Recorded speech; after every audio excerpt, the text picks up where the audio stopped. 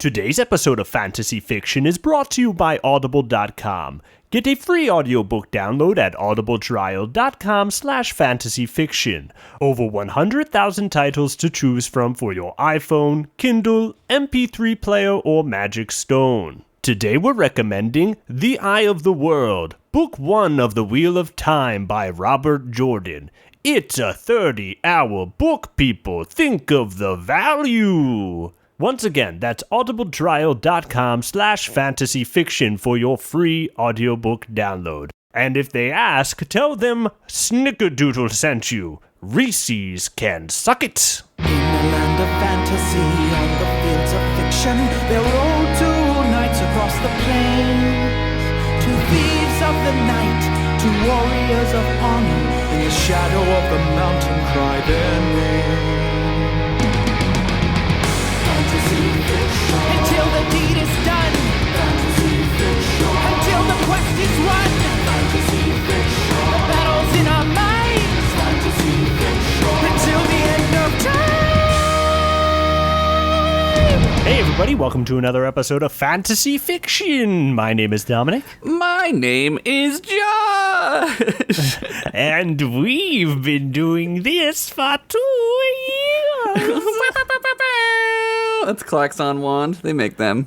They make those klaxon wands useful for parties when shit gets wild. And rap videos. Rap videos is great for as well. When a new song hits on the All-C radio, you can bust it out. They'll be like, it's a new track. Bow, bow, bow. New shit. New shit. Josh. Yes. 2 years of fantasy fiction. How do you feel after it? It doesn't feel like 2 years at all. It doesn't, but then I remember like when we were recording the first episodes and I'm like, oh yeah, that was like a long time ago. Yeah, I only know because I gauged like how bad the Eagles were playing when we would record. So like I remember certain times. That's how I gauge time, through how bad. The Philadelphia Eagles, you know, not nature's Eagles, not the bird. They're doing all right now. They're doing okay. They're back. Yeah. They were doing pretty bad, but now they're back. Yeah, we totally planned this to have the 69th episode special fall on like near the anniversary. That was something we did from the beginning. Yeah, we were like, hey, we got to make sure we do this right. Yeah.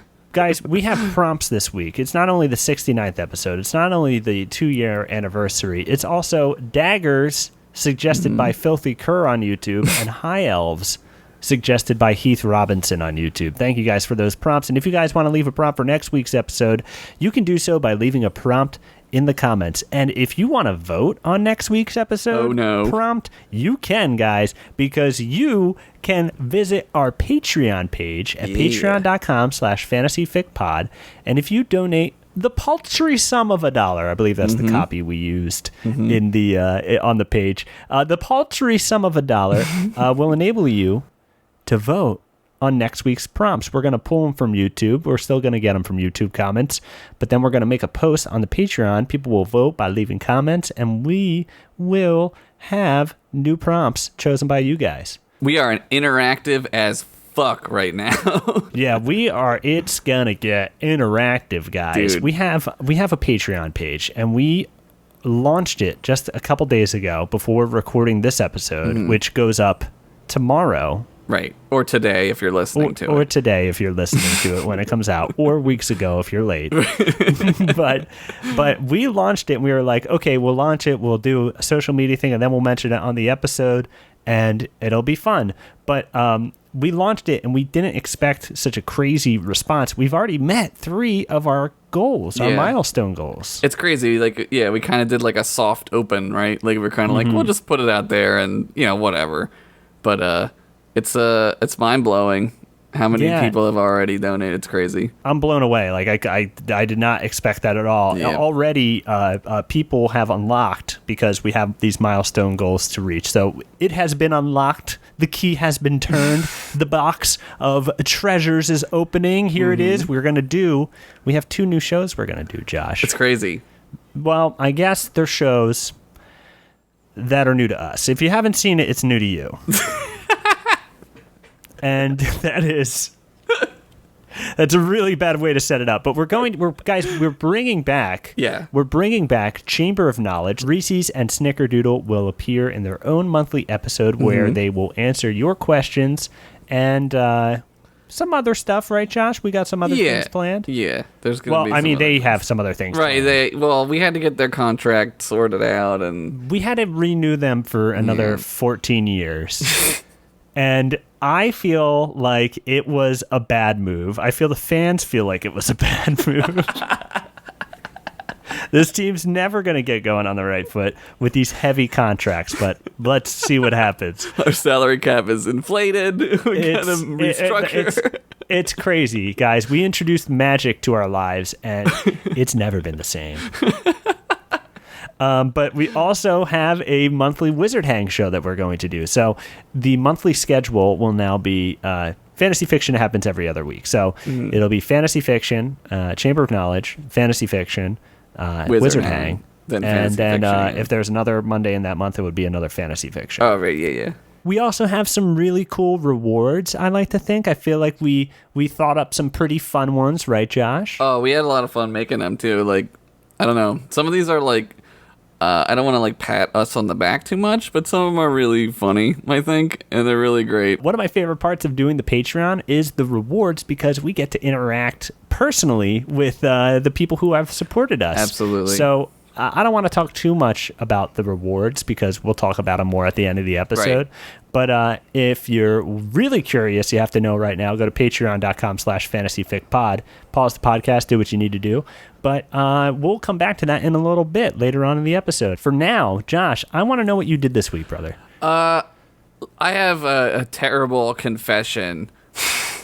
Oh. I started watching Ballers. the new hit TV show on HBO starring The Rock, and it's about football, right? It's about the lives of the NFL players.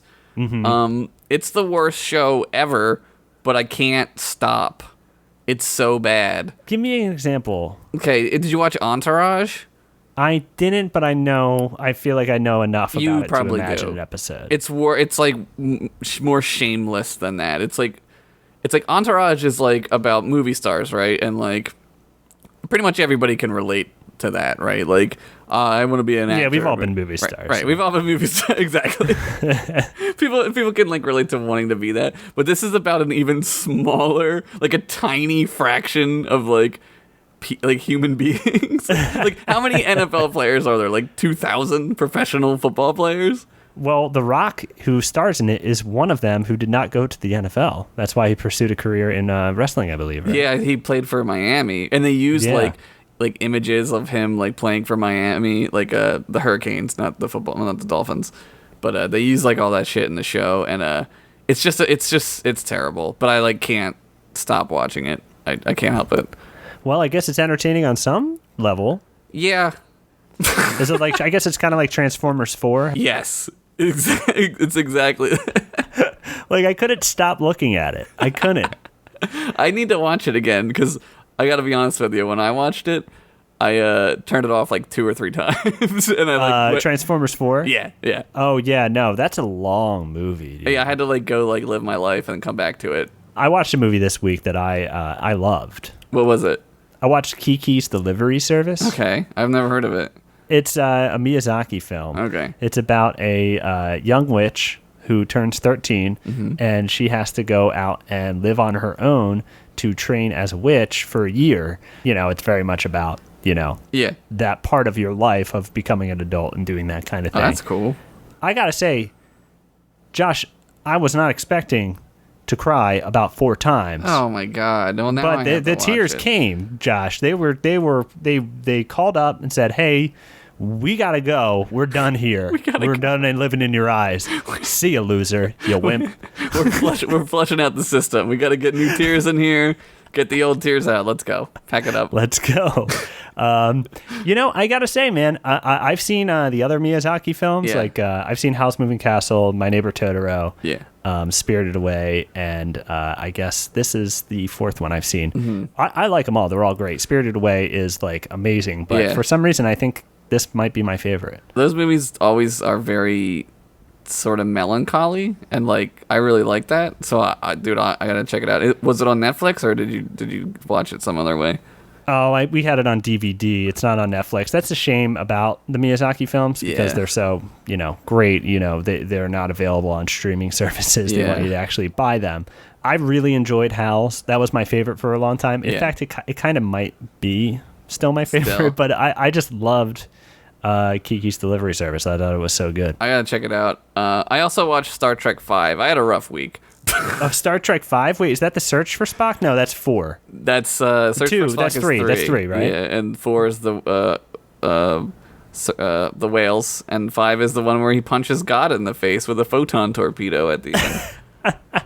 So, I gotta watch that. How is that a bad movie?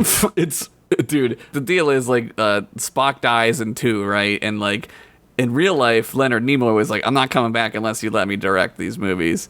And they were like, "Yeah, fine, whatever, just come back." People want Spock. Get in there. Yeah. So he directed 3 and 4, which is a great. 4 is a great movie. And then Shatner was like, well, "I want to direct," so he directed 5. So that's kind of like all you really need to know about 5. Well, now I really want to watch it, dude. So. You should check it out. Is it on streaming? It's on Netflix. Okay, maybe I'll watch it tonight. I also finally played Splatoon. Oh, yeah. At our friend Chad's house. I do another podcast with Chad called Goosebuds. Check it out. Have you played Splatoon or seen anything about it? I have not played it. I get why people love it now. Oh, man. It's a video game that is for kids in the year 2015. I feel like it's perfect. That's cool. It's a lot of fun. You paint stuff. You're going around with your paint, and you're just painting everything and making a big old mess. Oh, it's man. like good Nickelodeon. Like old Nickelodeon? Yeah, like that's what it reminds me of. It reminds me of like really good Nickelodeon. Man. Dude, is it free? No, it's unfortunately not free. But, can it be free? It can be free if you are a criminal. Oh, well, I'm ready Lots of things can be free if you are a criminal. I'm ready to make the jump. I'm ready for a genre transition. You're ready to enter that life of that rogue lifestyle? Yeah, I'm ready. You know what, man? Hey, I'm ready too. Let's do it. Why don't we do this instead? We'll do this first, and then we'll commit some cool crimes. And then we'll come back. 2-year anniversary, guys. Episode 69. Let's get into some stories, Josh. Is that a flute? Are you playing a flute? Yeah, it was. It's like a glissando on that. If you're roller skating right now and you're listening to this song came on, this is the roller skating song. Also Grease, the songs from Grease. They're roller skating songs. Let's get into the real fantasy worlds, Josh. Let's go. The play Grease. The movie Grease. Oh, yeah. Okay.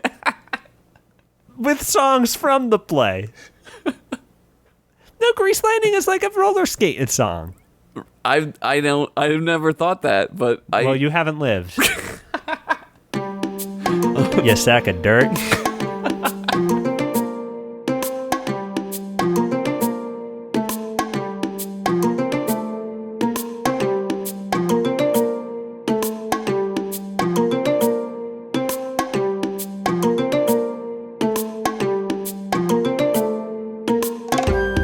All right, Dom, are you ready for my story? I am ready for your story, your 69th dirty story. I don't know if it's going to be dirty, but it's the 69th story. It probably is. That's a pretty good. You can bet on it. You can bet on it. All right, I'm betting on it. $200. The name of my story. My name of the story. My name of the story is called Summer of 6969. Love it. Love it. All It's right. on point. Here we go. Daros. Who the fuck is in charge of this place anyway? Daros is pretty much like if the Wild West fucked narco-controlled Colombia and they gave birth to that girl from the movie 13. You can't control this place. It's not your real dad. You're not its real dad. It's not your real dad. It might be. It is also not your real dad.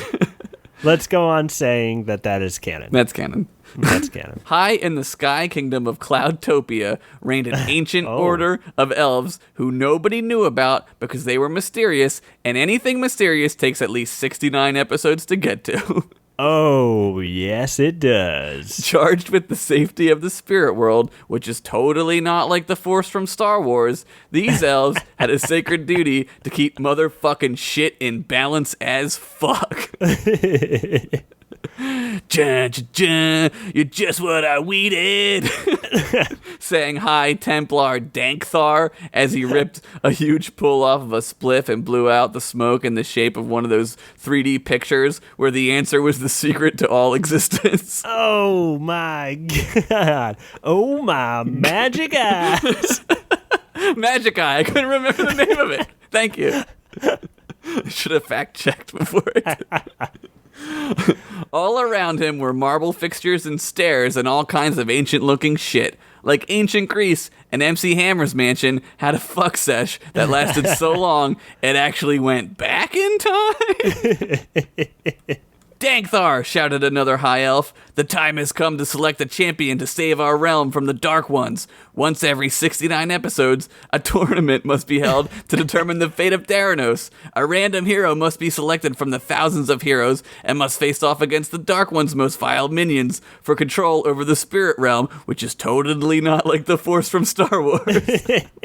Explained the high elf whose only job it was to give exposition. He did his job good. He did. I'm fully engaged.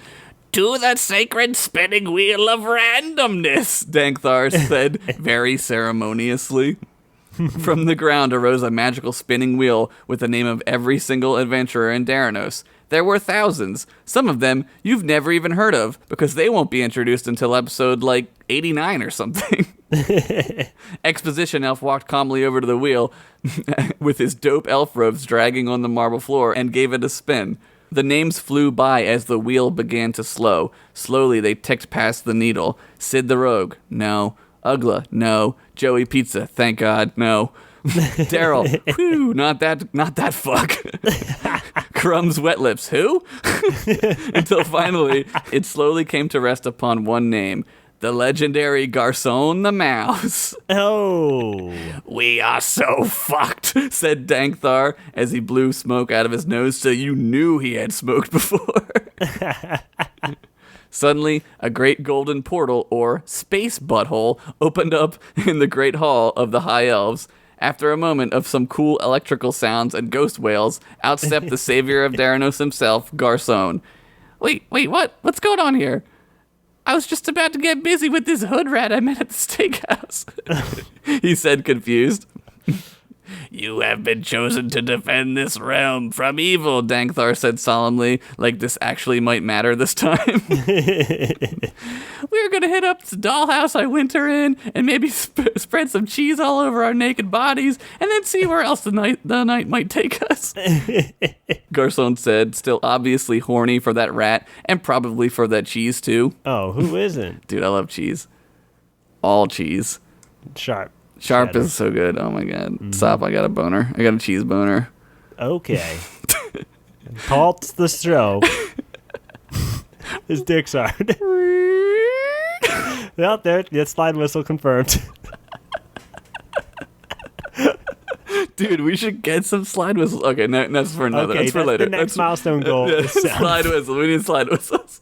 You must defeat the minions of the dark and save us all from destruction, said Dankthar, trying to seem even more serious because this was definitely a totally serious matter. What's in it for me? asked Garcon. You get to not die, Dankthar replied. Pass, Garcon said it right away as he began to pick his teeth with a cool mouse-sized toothpick. You foolish rodent, boomed a voice from the sky. Above them, the clouds grew blood red, and a massive shadowy skull with yellow eyes appeared. I will rule this world, and when I do, the skull disappeared, and in its place were all of Garson's mouse family locked up in adorable little chains, doing manual labor in the pain mines and running on wheels to supply the power to the automated whipping machines that were whipping them all in unison. Oh! A whipping machine that they have to run that whips them? Yeah, like what are they even mining at that point? Just themselves getting whipped. Oh my god, the pain mines is ruthless. Dude, it's the worst place on Earth. I imagine it's kind of like the mines in Indiana Jones too. Go on. It's a little bit like that, but less children because they die quicker. Oh, okay, gotcha. Well, I guess if you're going to Garson's family, it doesn't really matter. Yeah. The shadow skull began to laugh like an evil guy as he faded away. I'll do it, Garcon said firmly as he closed his little mouse fists in anger. Suddenly, a Kung Fu Skeleman appeared wearing a bandana over his eyes because he had been blind in his real life, which made him super pissed because he never got to see a titty. Oh. That would make me mad, too. That is. I mean, I would be mad. Oh, yeah. The Skeleman did a double backflip right into a split as he karate chopped a marble pillar, breaking it and automatically sculpting it into the words, "You're next." Damn. Let's do this, Garcon said as he himself did a mouse flip up into the air and did like 200 punches in the span of 1 second, causing his fists to get so hot that they were steaming. Oh. Garcon attacked with all his tiny might, but the Skeleman, using some kind of blind person magic, blocked all of his punches. The Skeleman then took off his own leg and threw it at him like a throwing star. Garcon dodged it, but the leg shot out a rocket out of itself and somehow began to follow him around the room. Oh! Heat-seeking leg missile attack. That old chestnut, Garcon said, unimpressed. But just as he was at peak smugness, the leg hit him square in the head, knocking him almost unconscious. Oh. As he drifted to sleep, he could almost hear his old master and the wise words he once told Garcon prior to being in this episode. Just like, beat him, you pussy, said the master. Garcon recovered and jumped high into the air as all kinds of magical runes began to appear out of nowhere. He was totally going level 3 mouse magic. Mouse magic, activate form of sight of the mouse! As he cast the spell, the Skeleman stopped. He could see. It was a miracle. The Skeleman was overcome with emotion as he had never seen anything before. And it was then he noticed a highly polished mirror in the room. The Skeleman walked over to it, looking at himself in the mirror. I'm beautiful, he said, as he then began to make out with himself in the mirror. Garcon and the High Elves could only stand there quietly as they watched this living skeleton try to kiss himself in the mirror. Finally, things got downright PG-13, and the Skeleman tried to turn the mirror upside down and 69 himself. But as we all had to find out for ourselves the hard way, that's not how mirrors work. As we all found out the hard way, is there going to be 69 in it this episode? Oh, you knew that had to make an appearance. Always been on black. Skeleman is disqualified, yelled Dangthar as he held up Garcon's tiny cutie fist. The sky began to grow blood red again, and a booming voice echoed through the realm. Very good, said the evil skull. But my next champion will not be so easy to defeat. Just then, the sky shook like Christian Jesus himself was hosting a twerk-off. I don't even remember writing that. In front Christian Jesus? Christian Jesus, different. Okay, made sure we got the right one. He's different all over the place. The right Jesus of Christianity. Yes. There's probably a few of them. In front of them lay Daros' most beloved warrior, Buff Cat, except he had on, like, all of Mr. T's gold chains, and he was looking horny for a fight. Oh. Buff Cat? Garcon said, surprised. But just as he finished, Buff Cat had landed an uppercut to his jaw that sent him straight into outer space. As Garcon floated weightless, reeling from the hit, an alien spaceship pulled up, only to see a tiny mouse floating in space, and below him, the realm of Daros, shaking with all kinds of cool lightning, striking all over the place. I'll just piss at the next planet, said an alien inside the ship. This place looks like bad news. And then they flew away, full of alien piss, which is probably some weird color like plaid. Garcon regained his composure and pointed himself back toward the surface. As he gained speed, the atmosphere around him began to turn into plasma from the heat of re-entry. He pointed his sword out in front of him to deflect the heat. Dankthar watched as Garcon came crashing down to earth like all my dreams. Suddenly, Garcon landed a spinning back kick directly to Buffcat's jaw, sending both warriors flying backwards. The mushroom cloud of the collision killed millions. Far away, under a tree in a remote forest, lay an unmaintained grave of a merc monk. He didn't say anything because he was still dead as fuck, and nobody cared, and he was never coming back. Get over it.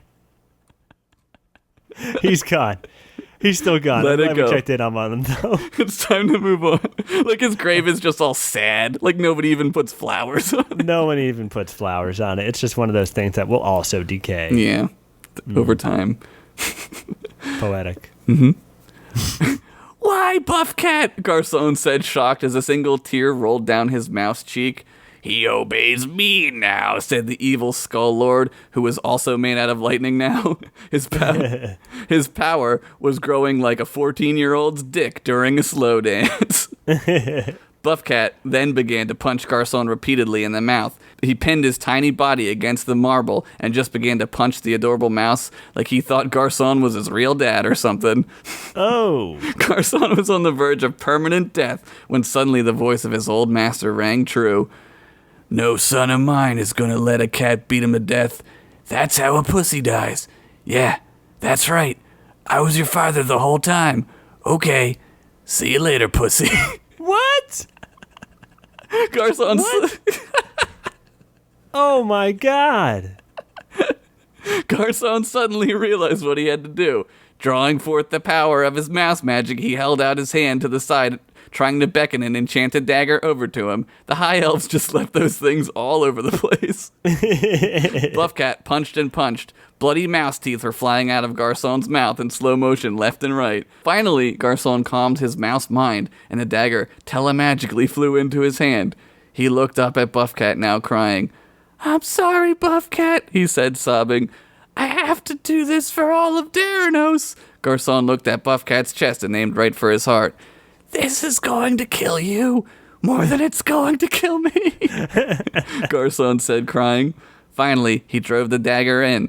Everything went still, and a million doves flew toward the screen in slow motion. Oh my golden ring.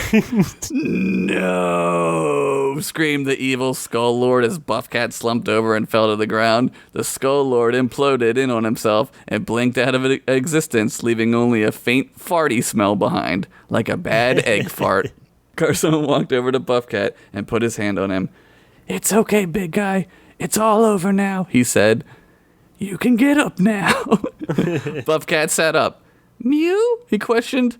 Garcon held up a dagger with an encrusted jewel impaled on the end, along with one of the gold chains. You think I don't know a mind control Mr. T necklace when I see one? Garcon said snidely. Everyone laughed. Oh. Looks like you two could use a vacation, Dankthar said as he patted them both on the back. Mew! Boy, you said it, Buffcat, but next time, you can be the one who gets punched into space and have almost every bone in your face broken. They all laughed again, and the screen faded out. Deep within a castle, Queen Axewound sat in her throne. Suddenly, the evil Skull Lord appeared. Our plans have changed, he said. We must move to phase 39. Good, she said as she stroked a snake, which made people think of her stroking their dicks. The villains began to laugh evil as fuck. They laughed and laughed. Suddenly, the evil Skull Lord leaned over to tried to kiss Queen Axewound. What the titty fuck are you doing? She said angrily. Oh, I thought we were laughing because you wanted me to kiss you, said the evil Skull Lord. What? You're terrible with women. That's never been a thing. Stop trying so hard, you idiot. I like you as a friend. We're friends that do evil shit together. That's all. God damn it. Every time we try to take over something, you try to kiss me. You have to go. Get out of here. Go. Okay, said the Skull Lord as he sulked back into the netherworld. Now, where were we? Axewound said as she began to make out with the blind kung fu skeleton. Like with lots of tongue. Like when you can hear the spit. And it was pretty hot. Finn. Great story of epic proportions, Josh. Thank you. There was a duel for Daros, and Buff Cat was mind controlled. He was MC. By Mr. TJ. Mr. TJ. Yeah. Hey, man, anything could be cursed. Once you put that on, some people would say that was a curse. All bets are off. Always bet on black. But when them changes on, don't bet on that. All bets are off.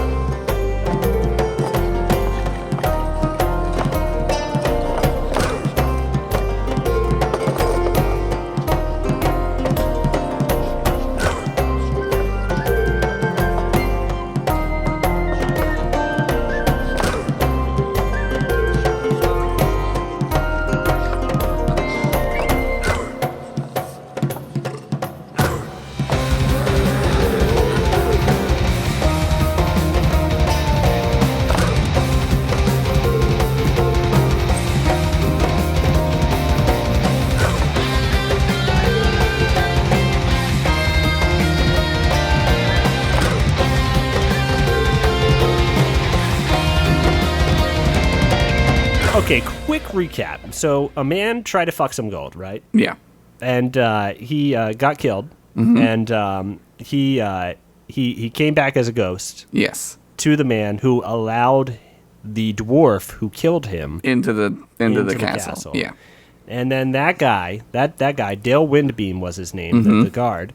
He was then haunted by Encrusted Gemini, had to retrieve a topaz so they could speak to the spirit world, right. And get specific instructions how to do a resurrection of a Dracula recipe. Right. That apparently Dale Windbeam already knew just by the ingredients. Yeah. But so now we have it. They are going to resurrect him. Yes. Meanwhile, that's where we're starting with this story about high elves and daggers. I'm ready. Called Daggerheart. That's badass. I want that to be a name of a movie.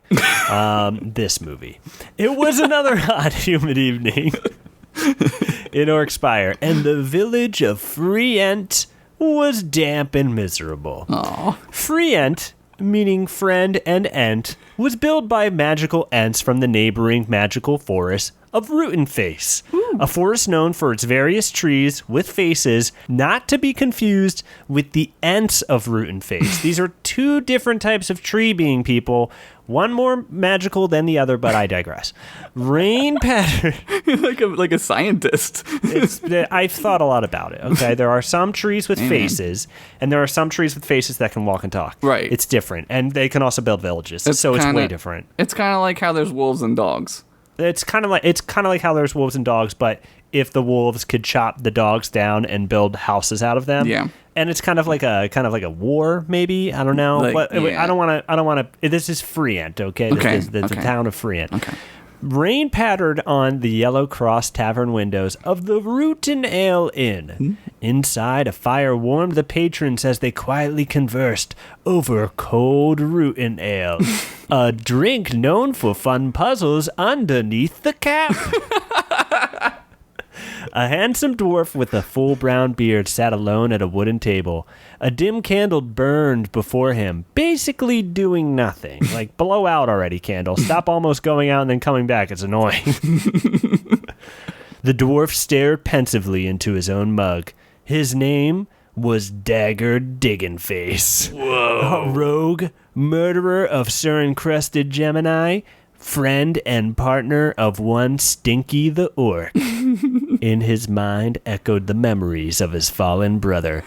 Hey, I'll pick you up at noon. Dinner's on me, friend. Surprise, this was a one-man surprise birthday party for you, and double surprised, I found your estranged mother. Stinky never wanted to deal with that elf, said Dagger to himself. I should have listened to him. He said the elf seemed like a weirdo, and he was right. He took another sip of ale. I love that orc, said the dwarf as a tear fell down his cheek. Stinky may have been his name, though he was not stinky at all. He smelled wonderful. The dwarf began to tear up when a thief at an adjacent table spat the milk he was drinking all over. Oh, what the fuck, said the half-elf. I know gold is an inanimate object, but it also does not have a say in this, so it is not consensual at all. And I certainly don't want to be holding a piece of gold that some dude's dick touched. Yeah. The dwarf grabbed his beer and walked right over to the thief. What did you hear? He asked. Being familiar with Dagger, the elf leaned in and whispered, there's some ghost who's trying to come back to life and he's going to use the Dracula recipe and he's looking to get some gold on his hangdown. That son of a bitch, said the dwarf. He finished his beer and smashed it on the ground. He walked toward the door, and the bartender almost said something about the mug and him not paying for his beer. But man, he knew what happened to his best friend, and that shit was effed up. Yeah, you just gotta let him go. He's gotta work some stuff out. He's gotta work something out. The dwarf walked straight into the root-and-face forest as it started to rain. Hard. He continued, stride unbroken, straight to a beautiful cabin in the middle of the woods. On the porch sat a high elf, pipe in hand, with a crown of autumn leaves on his head. Well, well, well, said the high elf, if it isn't Dagger Digging Face. What's it been? 2 years? The high elf took a drag from his pipe. Finn Fowler, the dwarf responded. The high elf who lives like a wood elf because he's a chill friend like that. He does what he wants when he wants, and also trader of magic goods. This dude is friends with lots of people. He's so friendly. He's got a couple friends. He's got a couple friends. He's got a rough one's demeanor. Closer than others. Yeah. He's got a rough demeanor, but he's got a heart of gold. He's got a heart of gold. Well, I mean, this is about the heart of gold. Okay. The high elf refilled his pipe. Let me guess, he said. You killed a man who was about to fuck some gold and now he's going to use the Dracula recipe to come back from the dead? You goddamn right, said Dagger as he clenched his fist. The mere thought of stirring crusted pissed his ass off. Come on, said the high elf as he stood and entered the cabin. Finn walked right into the kitchen, reached beneath the sink, and pulled out a small wooden box. He opened the dusty lid. Inside was a wooden stake not seen for centuries, with its signature carving of forked lightning that glowed all over it. Man. This lightning stake ought to do the trick, said Finn as he handed the wooden dagger to Dagger. But you're gonna have to train. Dagger squeezed the lightning stake in his hands as the lightning on the stake began to glow even brighter and cool music faded up while he went on a vampire training montage. He stood in front of a tree and punched it repeatedly. A songbug stood on a nearby rock and began to sing. I know I should have killed you right from the start. If it can bleed, we can stake its heart. And you know I'm getting older, and my dick is getting longer, and my dick is getting wiser, and my dick can fucking make a phone call.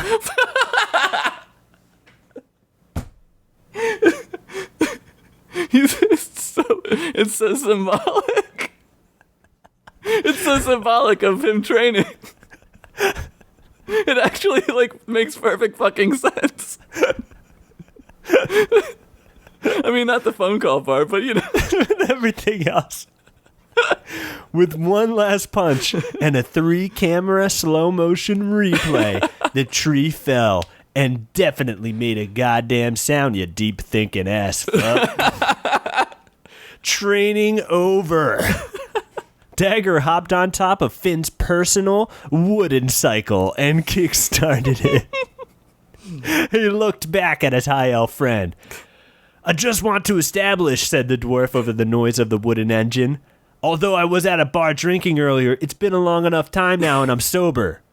Whoa, hey man, said the elf. If you had a drink, you're not supposed to drive, period. Mm-hmm. Dagger was stuck. He knew this was the rule. That's why he tried to establish that he was totally sober as a way around the rule that we as a society came up with to keep each other safe. That's right.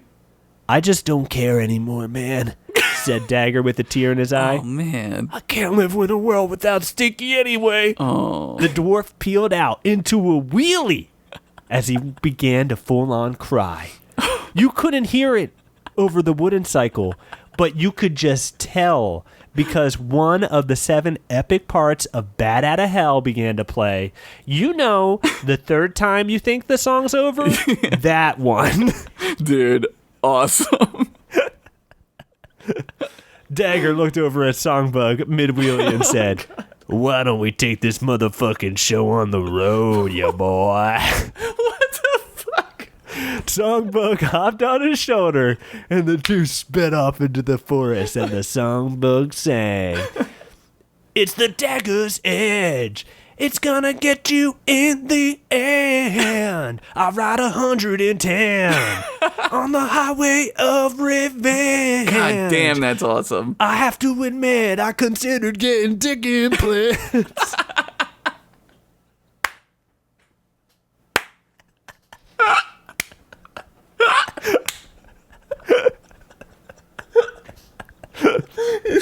You just gotta get some stuff off his chest, man. He had to come clean about it. He had to admit that he had considered getting implants in his penis. Yeah. It's like a cleansing. It is like a cleansing. But like let's just we're gonna keep going. Just keep going. Sweat fell from the brow of Dale Wimbeam as he handed Mesmereld the Witch a satchel in the empty laboratory of Sir Encrusted Gemini. Here are the ingredients, all of them, he said with dark rings underneath his eyes. Fetching the Dracula spell's necessary parts was fairly easy. The witch had most of them. Dale just had to go down to Sir Encrusted's open grave and grab a handful of dirt, actually. Let's see. She reached into the bag and withdrew a raven's claw, giving the middle talon. Claw of a wicked raven, she continued to herself as Dale began to speak again. I just want to say, said the human, completely filthy, I've been super stressed out ever since we tried to use that topaz to talk to ghosts. Ms. Moreld was half listening as she continued to pull something wrapped in bandages out of the satchel. What the heck? We didn't need a mummy's dick. Oh, I know, said Dale as he picked at his scalp. I just went down and got that when I was in the graveyard. I do not know why. Ms. Moreld shrugged and tossed it into the pot. She stirred the ingredients, turning black almost immediately. Yeah, when you put a mummy's dick in there, it's going to turn black. She added the blood of a virgin elk, and with that, a black mushroom cloud exploded out of the cauldron and over the entire city of Talandriel, also making a giant storm cloud. It would later turn into a giant storm cloud. When it finally cleared, there stood Count Encrusted Gemini in a black cloak with a red accent. You know, said the pale, thin head of the new Lord of the Vampires, I'm feeling like I could really suck some gold. Oh, yeah. Lightning cracked, bells donged, bats flew out of caves. An angry dad threw a goldfish up into the air and punched it back into a lake. Evil, spooky stuff, Josh. Did that happen to you once? It happened. I mean, I don't look. I just want to tell the fantasy story right now. I don't want to go to that place. All right, I'm sorry. With the Lord of Darkness resurrected, something occurred to Dale. Oh no, I'm becoming your gross, creepy servant, aren't I? That's right, Mildew. That's your new name, by the way. Said Count Encrusted. Round up the old guards and send out the regular gold parties. They heard you were coming back as a vampire and they were all too spooked to work for you again, replied Mildew.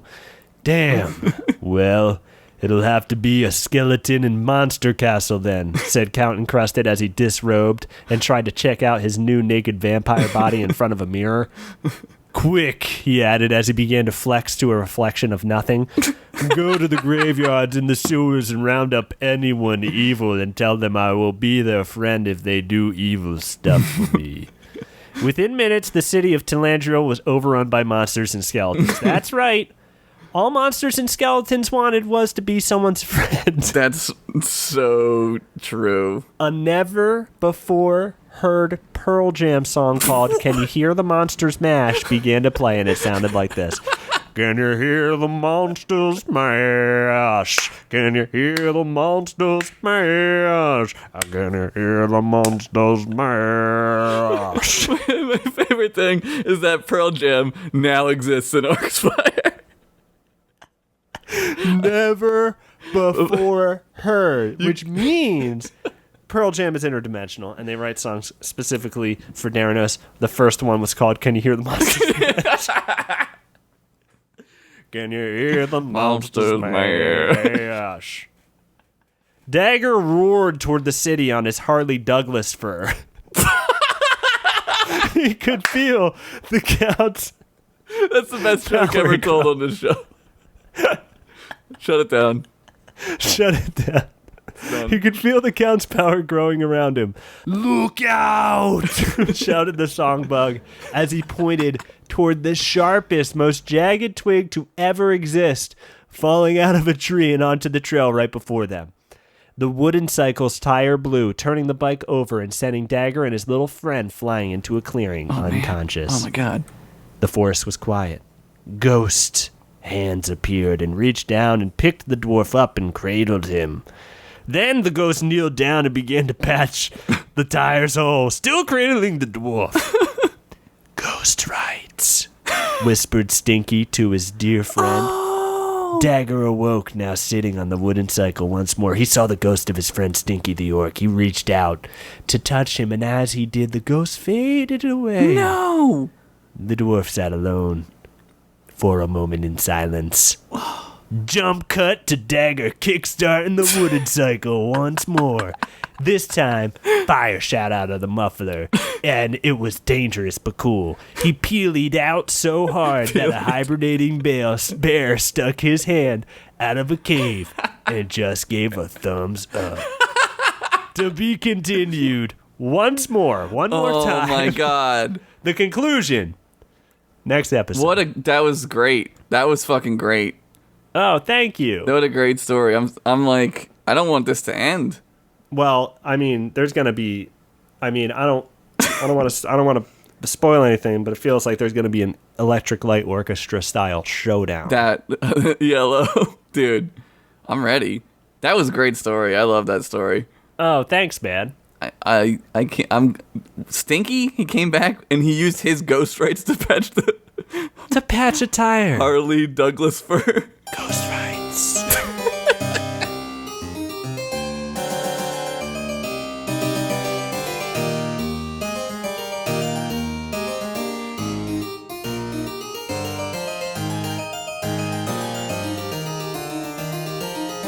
It's the 69th episode. If you ever want to feel old, just think about 2 years ago when you were so young. You're so much older now. You learned so much about some elves. It's a kind of a rhyme. You learned something about an orc or an elf or a barbarian. Oh man, it's like, god damn, it's like I can like see you just making sweet love to that microphone. It's like a Pearl Jam concert. God damn it. That was actually another import. a never before heard Pearl Jam song. These are all good.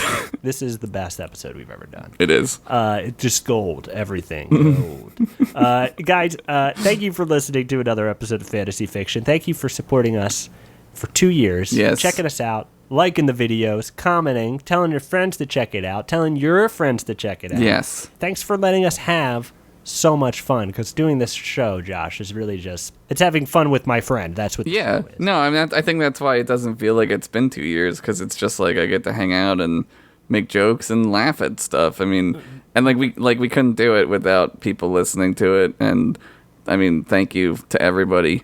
Guys, this is the 69th episode. This is our 2-year anniversary. Josh and I are actually going to shoot the breeze for a little bit after this. Yeah. But first, I wanted to talk about our Patreon page. Patreon is a great platform for creatives like us. We've been doing fantasy fiction for the past 2 years for free, and the show will always be free. But with Patreon, you guys can support us on a month-to-month basis by pledging whatever you think the episodes are worth. So if you wanted to pledge $1 a month, you can go to the Patreon page. You can go ahead and select $1 to pledge every month, and at the end of every month, $1 is withdrawn from your account and it goes to the show that you like. With Patreon, we'll be able to dedicate more time to the show, and people have already unlocked more show, as we've already stated here. So we're going to be doing a Chamber of Knowledge because we reached our $1,000 goal. We're going to be doing a Wizard Hang on the regular because we reached our $1,500 goal. We also have a $3,000 goal. If we can get there, we're going to do a new show, which is going to be crazy. Yeah, we want to go further into Daros and Orcspire, right, Josh? Yes. And basically, we figure we could do more fantasy fiction, where we just do fantasy fiction every week, or we could do something new. We have some ideas, but we also think that since you guys have supported us so much through this and have been with us for such a long time, you guys are the ones who ultimately will be consuming this. So we think you guys should have a say in it. So when we reach $3,000 a month, we're going to pose some options to our Patreon supporters, and we'll hold a vote and see which way we go. I'm excited. I'm really excited. I'm blown away by the response to this already. It's like so humbling. It's ridiculous. You people are incredible. You guys have made us feel really special. Yeah. For the past 2 years. Thanks for laughing at our ridiculous crap. Ridiculous jokes. I mean, before fantasy fiction, it was just friendship between Josh and I. That was the entertainment. Only we got to enjoy. Right. It was that. it was just a two person interaction. It was just a 2-person interaction, and now, so many of you enjoy it, and we're all friends now. Yeah, pretty much. It's like a family. We're like a family. And by now, I mean, we kind of are friends. I feel like you guys know so much about us. Yeah. And so much of our sense of humor, which I feel is kind of so important in a friendship. And kind of where this friendship start. A lot of friendships start just on laughing at the same thing. Right? Yeah, Finding exactly. the same things funny. I feel like having the same sense of humor is pretty much the core of a good friendship. But if we happen to meet the $3,000 goal, we're going to come up with new milestone goals, but we want to hear what you guys want, what you guys would want to see from fantasy fiction if for some reason we reached that goal or went even further or what. So if you guys have an idea, go ahead and leave a post on the Patreon page, send us an email through the website. Get at us. Leave a comment in this video if you're watching on YouTube. Let us know what you'd like to see, and we'll listen. We always read them. Everything. Everything. Guys, your comments are not safe. Your comments can be read by anyone. Guys, you also get rewards just for pledging. In addition to unlocking more stuff, here's what you'll get. We'll go over them very quickly. For $1, you will get to vote on prompts. As I explained earlier, we'll still get them from YouTube, but our Patreon supporters will be able to vote and pretty much decide what we're going to be writing about, which is, I think, a fun way to include people in the show even more. If you pledge $3 or more a month, you're going to get PDFs of our stories from the latest episodes. People have actually asked if we're ever going to go and get PDFs of the older episodes and compile those. If there's enough call for that, we can totally arrange that. Yeah. But let's talk. Leave some comments. Let us know what you want. If you pledge $5 a month, you're going to get a Druid Academy diploma personalized with your name and a profession that will be, people are going to get different professions. Who knows? Who knows what you're going to get? You could be anything. You could be anything for $10 a month. If you support us for $10 a month, that's a lot of money. Yeah. You're going to get a certificate from the realm of your choosing with your new Orcspire or Daros name, race, and class. You're also going to get invited to the monthly Mead Hall. Oh, yeah. Once a month, we'll do a Google Hangout. Everyone who pledges at the $10 level will get invited to the Google Hangout, and we're just going to drink and shoot the breeze with you guys. It'll be fun. Real down to earth. Down to earth. I want people to be real. This is the Mead Hall, okay? You don't have to put up a front. True story. True story. It's a Mead Hall. At the $15 level, guys, we're going to personally thank you at the end of the episode. Because $15 is a lot of money, guys. Yeah. You're bumping it up an extra $5. We appreciate that. We actually have a list of people we'll be saying thank you to very soon. Mm-hmm. At the $20 level, you'll get a monthly fantasy fiction wallpaper emailed to you as well. At the $25 level, we'll name your stuff. If you have a D&D character you need a name for, fantasy football team, new pet, new wizard weed pipe, you let us know. We'll give you a name for it. We don't care. It'll be fun. And at the $50 level, we'll get Reese's and Snickerdoodle to record a personalized voicemail for you. Yup. So if you pledge at any of the levels that are higher than the other levels, you also receive the other rewards. So if you pledge 10, you're going to get the 5, 3, and 1 as well. Yeah.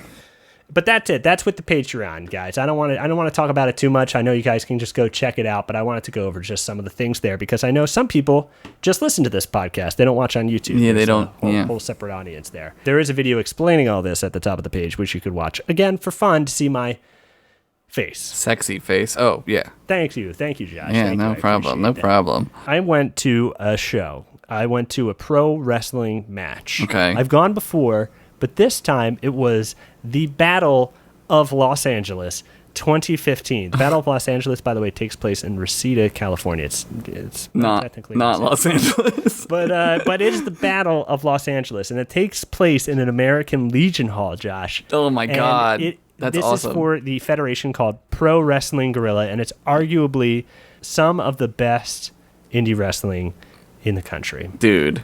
You will see some awesome matches, and I saw some great matches on Friday night when I went to the first night of the Battle of Los Angeles. It's a 3-night event. It's a one-on-one tournament. There was also a 6-person tag at the end for fun. That's cool. And that was amazing. But as I said, it takes place in a American Legion Hall.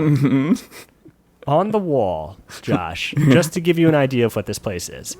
It's like those box lights. Yeah. But it's like for Budweiser. Yeah, I know what you're talking about. It's for all of our troops. It's like an American Bulldog. And it's like the Navy, the Marines, right. the Coast Guard, and the Army. And it's like Budweiser. And they're all hung in succession there. And they're all kind of crooked. And there's like a little bar back there and an AC unit that like hardly works. Doesn't do anything. Yeah. It was so hot in there. Oh my God. It was so warm that you're just damp the entire time because your body's just like, I gotta cool this body down. It's too damn hot in there. Dude. Plus there's all that crazy wrestling action going. It's probably like super hot in there. There were a couple times when people slipped because it was so wet. I saw a luchador wipe down, I believe the name was Phoenix of the wrestler, wipe down a rope and wipe off his hands before hopping up top onto the top rope, which, no shame in that. The seats, Josh, there was no leg room between the seats. Were they just like metal chairs? Were they just No, they were like those plastic folding chairs. Oh, like yeah, okay. They're actually not bad seats, but they were so tight. But as soon as everyone stood up the first time, then the seats moved around a little bit. It wasn't so bad. But I'm sitting like almost arm to arm in a sea of diverse wrestling fans. That's the cool thing about it, is that there's so many different people there. The one time I went, actually, I think 2 times I went, the dude from True Blood was there. Who? Which one? Which guy? I think the main werewolf guy. He's like the real Alcide or whatever. He's in Magic Mike. He has like a really long silhouetted dick in that movie. Like an unrealistic. It's like clearly like a dildo. But anyway, it's that guy. He was there. So it's like it's just a super diverse crew of people. Like there's Aubrey Sitterson. He was there. Our friend who does another show called Straight Shoot. Oh yes. Dave Meltzer, who's like he's like a guy. He runs Pro Wrestling Observer. But what's cool about it is that we're all these people from different wakes of life. We're all crammed in this hot, disgusting room, and we're all losing our minds over this crazy circus jumps and like just crazy wrestling that's happening right before us. So it's like they're all just fans. Like everyone's just a fan. Yeah. We're all having fun, so we're all hot and we're all miserable, but we're having a great time. That's like one of those like things where you kind of, you get older and you don't I don't want to go out. I don't want to go do stuff, And absolutely. And then you go to something like that and you're like, oh, okay, I remember the magic of the performing like that, That's awesome. Until like you're 3 rows away from the ring, like you kind of haven't seen wrestling. Yeah. Like, until you've seen it kind of like up close like that, you haven't felt and been a part of wrestling. Like, you can go to a WWE event and it's a lot of fun. The crowd's into it and everyone's yelling and stuff like that. But when you go to one of those smaller shows, it's like, I've been to a couple indie shows and it's always been fun. So if there's indie wrestling in your neighborhood, guys, go check it out. I implore you to check it out. Dude, it sounds like you're like, it feels more like you're a part of it. Well, that's the thing. That's the very cool thing about wrestling, is that the crowd is a part of it, because the crowd can chant, and the crowd chants a lot. Yeah. And the crowd also decides who is pretty much who's the champion, who's not. Yeah, It's based off of their reactions. You know? It's very democratic. Hulk Hogan was so huge because kids loved him, and then Ultimate Warrior got the belt because kids loved him more. Oh, yes. So. And he was better. You think so? I always liked Ultimate Warrior more. Yeah, I think you could argue that Warrior is better than Hogan. He was like a mystery. He was kind of like... Well, he's from parts unknown. Yeah. And he was like a loose cannon. Like, he didn't know, you know? Like, and plus he had that awesome, like, psych up, you know, where he would, like... Oh, man, he would, like, shake the ropes and shit. Oh, my God. He was an absolute monster freak who was absolutely perfect for the 90s. Yep. And the 80s. I've been watching Tuesday Night Titans on the WWE Network. I watch a ton of wrestling, by the way. I'm always watching wrestling at night because it's perfect to put on while you're just like dilly-dallying. Yeah. Tuesday Night Titans is probably my new favorite show ever made by WWE, because it's Vince McMahon hosting like a low-budget late-night talk show in Baltimore somewhere, and he's just interviewing wrestlers. And like the one episode... It was just like some kind of bad magic act for like 25 minutes. Like 25 minutes of television was wrestlers and Vince McMahon watching magic. And not like a great magic show. It was like not a great one. That's, I like, I don't know, I miss... That was TV. That was TV. You would turn on TV. You would just be watching a magic show, and then it would turn back into this interview wrestler show. They were just like, we'll do whatever. They were like, we'll make whatever show. We're gonna make whatever. The one wrestler, Tony Atlas, came on with his drawings, and he showed off his drawing of Conan the Barbarian, Arnold Schwarzenegger as Conan the Barbarian. It's pretty amazing. The type of content, how like early on and kind of raw it is. Oh, so, yeah.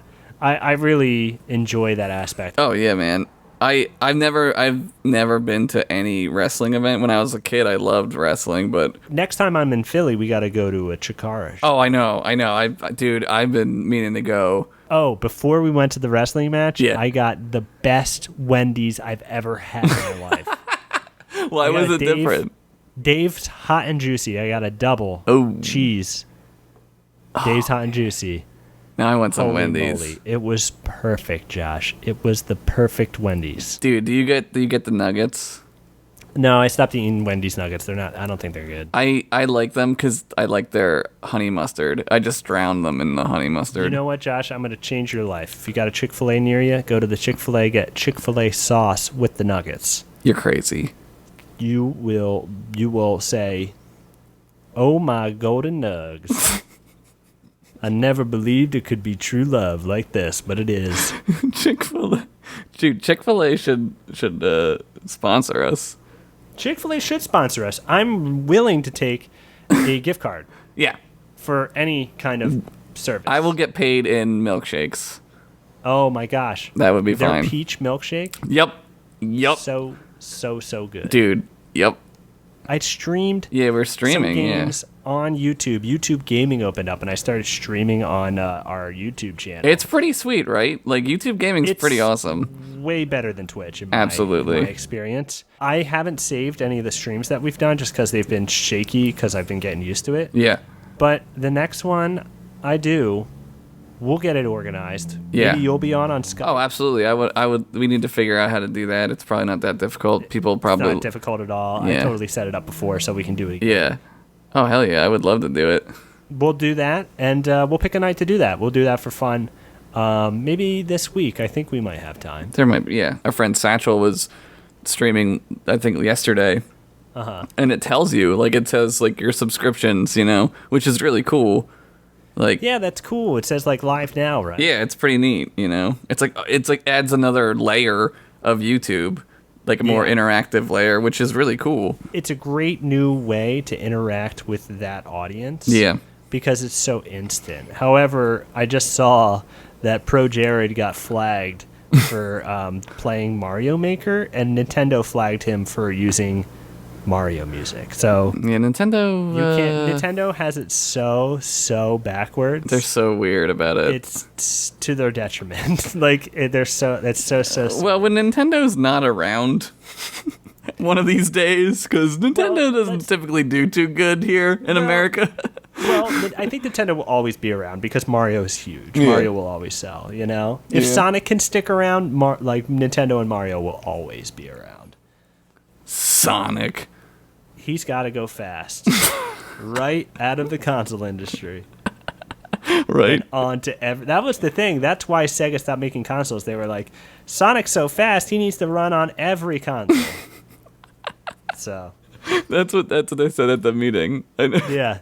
They were like, GD it, I'm done with the systems. I'm done. Dreamcast, I can't think of another name after that. That's it. That's the last name. Man, that's all I got. The tank. I'm on E here. Yeah. Tank's empty. Dreamcast was pretty cool, though. I had one. I never had one. Well, we got one the day it came out, $99.99. That's right. I had a Dreamcast shirt. I wore it the next day in school. Dude. I remember the system was $200, and my brother bought it because he worked somewhere and saved money. And I was like, man, that's the most money I've ever heard of in my life. I was like, holy moly, my brother has $200. No one's ever going to be able to afford this. No one. Now systems are like $600. It's crazy. So. It's crazy.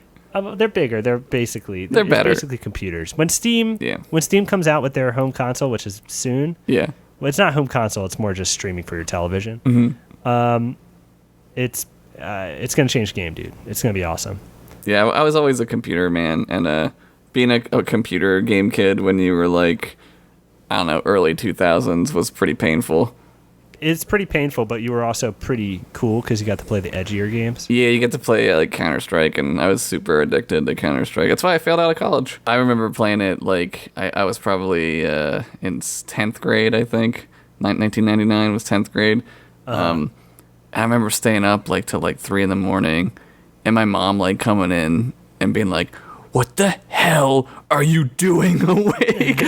like she was like, You're fucked. Like, cause like, you know, like I'm like 16, you know, you're not allowed to stay up till 3 a.m. No, you're not. I know the same thing, Josh, because I got in trouble for the same thing. Dude. But it was for playing EverQuest. Oh, well, dude, well, yeah. That'll, days would go by and you would be like, what? I got news for you. I'm playing EQ again. Are you really? My brothers kept texting me and bothering me because they were like, when we played EverQuest, it was like 1999. We had an E machine. Mm-hmm. Like Ruins of Kunark, the first expansion just came out and we had it, and like it barely played. But we got by. The neighbors, they had a computer that was way worse, and it hardly worked on their computer. Yeah. But it worked pretty okay on ours. But we only had one computer. We had to change. Like we had to like take turns. We ended up playing the same characters sometimes just so we could get further ahead. But now we all have our own computers. EverQuest is free to play, and no one plays it. So it's like it's just empty. We're just free to roam around wherever, and it's 10 times easier. Oh man, I my cousin played it, so I would like watch him play and shit. I know like when you died, like you had to go like find your shit, and that was always like super paranoid, you know, like. Well, that's why WoW was so good, because it took everything that was like painful about EverQuest and it got rid of it. Just took it out, yeah. So like that's why everyone who played EverQuest, who played Warcraft, was like, "Holy crap, this is awesome!" Yeah. Heroin for your brain. Pretty much. That's what it was. I want to say that EverQuest, going back and finally playing with my brothers, I have like a level 40. Rootman Twig and Toe. You can make last names. You can do last names. So. Twig and Toe is his last name. That's a great last name. But I started playing, and I had a great time. He's a halfling druid, and the graphics hold up. Like it still looks good. Really? Yeah. Well, your computer. I mean, Your computer's Well, pretty no, sweet. I mean, the graphics haven't really improved at all. I actually turned on the old models because I prefer the old models. Yeah. In one of the expansions, like the 4th expansion or so, they did like an overhaul on all the models and made them look nice. You know what was an awesome game, though? And someone brought this up in the comments when I posted that we were doing halflings and or high elves and daggers. What's that? Dark Age of Camelot. You ever play it? No, I never played it. That game was so good. It was so good. Yeah, I remember when it came out. Because the PvP was awesome. Yeah, I avoided like when I was in school, like in college and stuff. Like that's when like Star Wars Galaxies came out, and I remember like actively having to avoid buying it because it would have ruined my life. We bought Star Wars Galaxies, and I played it for a short amount of time because it was not as good as Dark Age of Camelot. But EverQuest is free to play if you guys are interested, if you think it sounds interesting. Dude, I would totally play it. It's pretty raw. It's pretty slow to like move around for a little bit because the UI is a little wonky, and it takes a little getting used to. But now that I've been playing it with my brothers, it's a lot of fun. You need a couple people to play with, but it's a lot of fun. Yeah, you need a party. Need a party. You absolutely have to have a party. Yeah, you can't get anything done. No. But hey, you know what, Josh? We got a couple people to thank here. Yes. Why don't we go through this, guys? If you donate $15 or more, you're going to get thanked at the end of an episode. So we have a few people to thank here before we say goodbye. So we'll just go ahead and start with it. Thank you to Coyd, Grey Wolf Perry. Thank you to Kevin Del Rio, Chris Curto, Brock Mizukow. Thank you to Jesse Kubuski. Thank you to Joey Gadavichev. Thank you to Wyatt Palguda, Joseph Richard Toyo Hama, Tristan Close, Nicholas Fernandez Ramirez, Curtis Downing, Cal W. Butterman, love that name. That's a great name. James Raleigh, Indigo Reach, Jonas Blotterman. Thank you to Joe DeFazio. Thank you to David Hugh Tailing, Grant Corbaron, Jim Greaves, Zindan Caffeine, great name. Great name. Ian Valfor, Roger Rueda, Drew Capelli, Jay Myers, David Sandoval, Benjamin Bueller. Thank you to Joachim Sandberg. Thank you, Nathaniel Sin, Jamie Martinez, Colin Kendig, Jay Haley. Thank you to Jason Bow. Thank you, Jordan Cope. Thank you, Tony Jarman, Micah Thomas, Timothy Matt Scully, Taskmaster, just the Taskmaster from Marvel Comics. Unbelievable. That's what his avatar is as well. Unbelievable. Thank you. You're very skilled, and I really think you're cool. I like your hood and sword and shield. I think the Taskmaster is cool. He's totally listening to this right now. Thank you to Bryce Diori, Eric Bogenschultz, Robert Codd. Thank you, Ty Wilkins. Thank you to Pork Chop Express 86. My man, Pork Chop Express 86. Thank you to Michael McDowell. Thank you to Sean Maypother, Brady Zalowski. Thank you to Brian Shelbourne. Thank you, guys. Thank you guys so much. Sorry if we pronounced your name incorrectly. Yes. But I think that's just another crazy thing about the show. People all over the world listen to the show. I know. So many people always ask, like, have you ever had like a bad experience meeting a fan? And I'm always excited to meet people who listen to the show because like I'm always super excited to find out like who people are and like what they do and like why they were attracted to the show for whatever reason. Like we must have something in common because we think the same things are funny.